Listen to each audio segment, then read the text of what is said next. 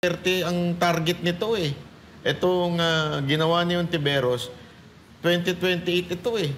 Issue ito ng 2028. Tina-target si BP Sara Duterte. Alam mo nga sana, to sila Batos, ito sila Bongo, tsaka itong si Robin, eh, kilos-kilos din. Medyo yung mga Pilipino, mga Duterte supporter, nakaabang sa inyo.